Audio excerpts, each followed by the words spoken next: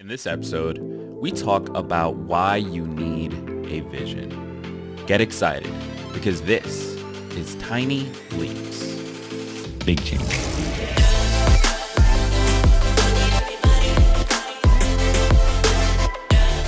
Welcome to another episode of Tiny Leaps, Big Changes, where I share simple, research-backed strategies you can use to get more out of your life.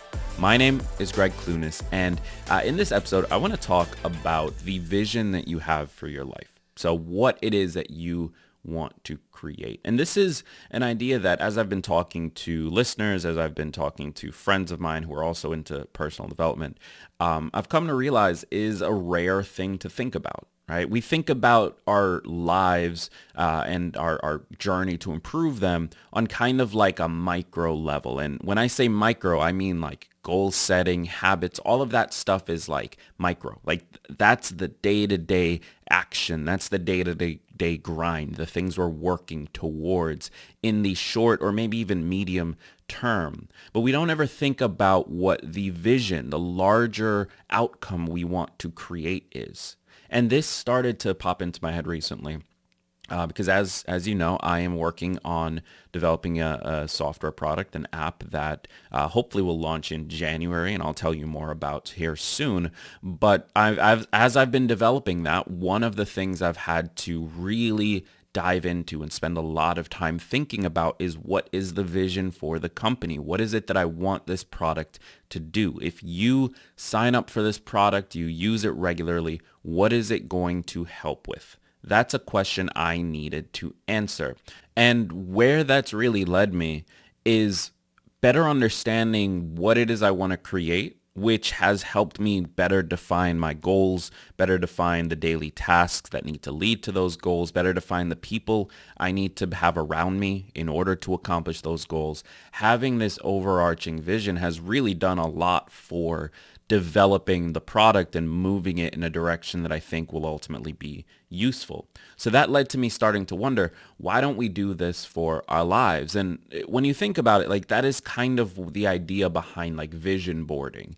But I honestly think that doesn't go far enough. I think that for many of us, we don't take our lives in like the biggest view from that top-down view that we possibly can and really craft that vision for what it is that we want. But I think it would actually help. So that's what we're going to talk about in today's episode. Now, before we jump into it, quick announcement. I recently launched a brand new community for you, listeners of this podcast, listeners of other TLBC podcasts. You can connect with me. You can connect with other hosts, share feedback, support one another, set goals together, and really move each other forward because this personal development journey does not have to be done alone. You can learn more by going to tlbc.co/community. The group is 100% free and it's available on Discord. So there's a lot of really cool benefits that come with that. But to find out what they are, you'll have to join us. Head over to tlbc.co/community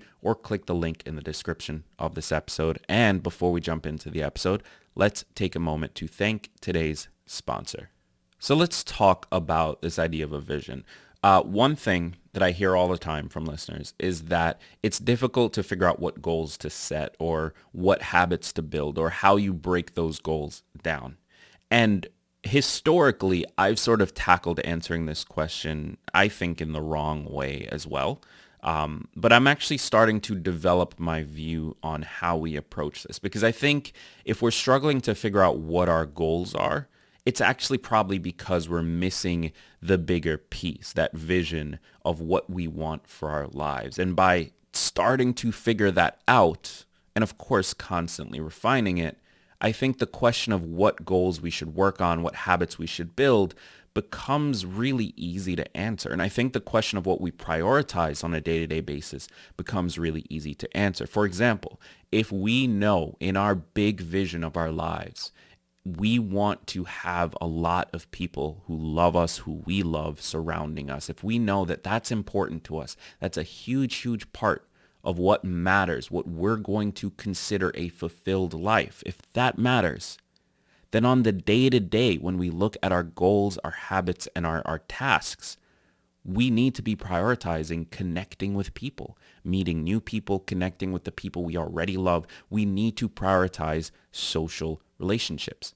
And so the goals that we set, the tasks that we take on, the habits we build, the routines we build, whether or not we make that phone call to our mom at 7 p.m. when we're exhausted after a long day of work, all of that becomes shockingly binary. If that matters to us for the big vision of our lives, then yes, we do that. It's that simple. We don't have to think about it anymore. As long as it fits into the big vision and supports that outcome, then it's an easy thing to answer yes to. That's the real power here. And so as I started thinking about this episode and sharing this with you, I wanted to put together what I felt were some key starting questions, things that if you can find answers to them, and they may not be the right answers at first. In fact, I can almost guarantee you they won't be the right answers at first. But if you can find some kind of answers to these key questions, I think you can start to define what that vision might look like. And of course, I need to remind you of this. You're going to spend the rest of your life refining this vision. You're going to spend the rest of your life trying to dial it down and figure out what is actually important to you. And it's going to change as you change. My vision for my life has shifted so much just in the last 5 years, the last 10 years. Transitioning from a 19-year-old who was in college and had all of these big goals and dreams to a 29-year-old who's been working on something amazing for the last 6 years and who has all of these outcomes he wants to create in the future. A lot changes, and a lot's going to change by 39, and a lot's going to change by 32, quite honestly. And so my vision for myself has to be flexible. It has to change with it. There was a point in my life, just to give a very concrete answer, there was a point in my life where I knew I wanted to build a company, but the idea of having an office space and going into that office every day sounded like the absolute worst thing in the world. And so for me, at that point in my life, building a remote company, something that could work no matter where we were and produce no matter who was working and when and how, and giving my people the freedom to travel and do whatever they need to do in their lives, that was important to me. Now, fast forward a few years, it still is important to me, but the idea of being able to work in a space with talented people on solving big problems, that's also really exciting. And that's a new development. So your vision is going to change. And you have to allow it to change. And so as you think through these questions, it's not about finding the right answers. Don't stress about it. Don't let it be something that you're spending forever thinking about. It's about finding the answers that are right for you right now. It's about finding the answers that help drive you forward on a day-to-day basis. That's what matters. So remember that as you go through these questions, spend just as much time answering them as you need to, but recognize that they're not going to be the right answers. And even if they are, they're not going to always be right. Things will change. So the first question you need to ask is, what kind of life do you want? And this is the more general. This is a little bit hard to answer, but what kind of life do you want? What is it that matters to you? Is it money? Is it fame? Is it the people around you? Is it giving back to society? Is it building something interesting? Is it creating amazing kids? Like, what is it that matters to you? And of course, it can be more than one. You have different areas of your life, after all. But really asking yourself, what is it that matters to you in your fitness, in your nutrition, in your finances, in your career, in your relationships, in your mental health? Really asking that and coming up with those answers can help you to filter things out.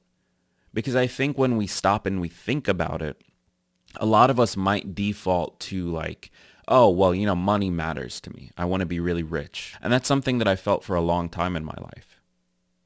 But when you actually break it down to how much money you actually need in order to accomplish all the other things, you really don't need to be that rich for most of us. And so as we answer this question, we start to recognize that Well, maybe I don't actually value money as much as I thought I did. Maybe I don't actually value a career as much as I thought I did. Maybe I don't actually value these particular accomplishments as much as I thought I did. Maybe I don't actually value owning a home as much as I thought I did. That might be something that comes up for you. But asking that question and going down the list helps you to figure out what is it that actually matters to you. And then the next thing I would recommend is to go down the fitness, nutrition, finances, career, relationships, and mental health and ask yourself, what do you want that to look like? So what does your health routine look like? And this, of course, includes your nutrition. Like, do you want to give up dessert? Do you want to stop drinking alcohol? Do you want these things? What do you want your body to look like? What do you want your mental health routines to look like? Do you want to be out running every day, or do you want to lift weights, or do you want to jump rope?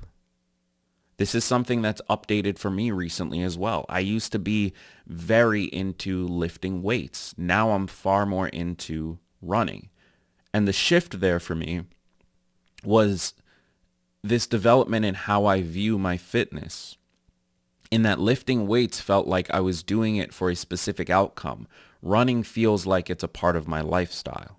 Running feels like something I'm going to do regardless of whether or not it leads to me having a six-pack, whereas I don't think I would lift weights if that weren't a potential outcome, because I don't enjoy it as much. So that value has shifted for me, and that vision for my life has shifted for me. Because at the end of the day, if that is true, if I would rather have a workout that I do regularly purely because I enjoy it rather than because of any potential outcomes it might have, if that's true, then it also means accepting what that might mean for my body. Maybe that means that even if I get into shape, I don't have the typical model athlete build. I have to be okay with that. Or if I run into that and I realize, well, I actually do want that typical model athlete build, then I have to be willing to do the workouts that produce that. So this is where asking those questions helps you to define the vision and helps you to prioritize what you should be doing. If I don't care about that build, then I'm going to prioritize running because that's what I want to be doing. That's it. And potentially even more importantly, if I know I want to prioritize running, maybe that helps me to decide, as has been the case with me, it helps me to decide that I don't actually care about that build. So that's the value here. So go down first with each area of your life. What kind of life do you want in that area? And then second, with each area of your life, what do you want it to look like? What do you want those routines around that area to look like? Ask yourself those two questions across all 6 areas of your life. And again, those answers aren't necessarily going to be right. It's not about right and wrong.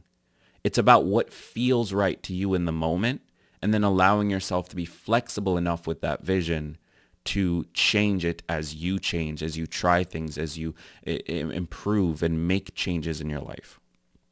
I think if you can do that, then you'll find yourself having a much easier time setting goals and improving the areas of your life that truly matter to you. And it creates a sense of control around the things that matter to you.